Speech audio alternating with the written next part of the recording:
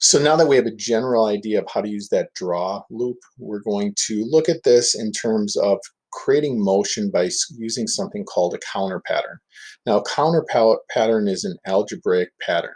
So we can see here, I'm going to show you, is our plane here works. And what happens is, if you look at the coding here, the jet's y, so the y point equals the jet's y minus 3. So every time this loops, it subtracts 3 from the y coordinates. And in doing so, it will cause the appearance to move up because, again, the draw loop works as like a flip book. It's looping over and over, so every time it reduces the y by 3, so we can see that gives the idea of simulated motion. Now, can do the same thing here.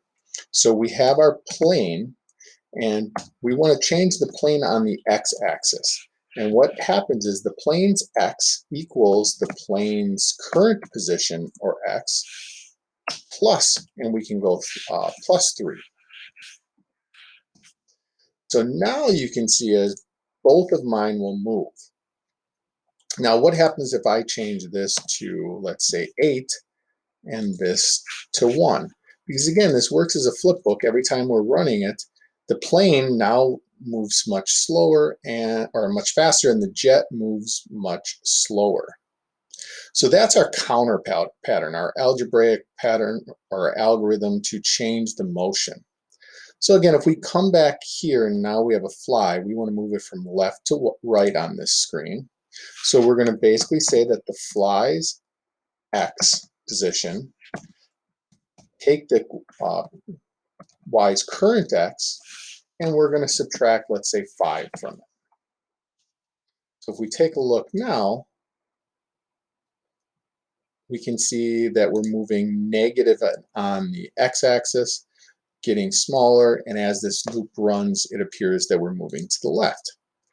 Now, if we look at our mouse here, it's moving positive 2 on the y, but we want it to move diagonal. So I'm just going to copy this code. And again, this is why I like using blocks or like using text more than blocks. I find it easier to copy and replicate.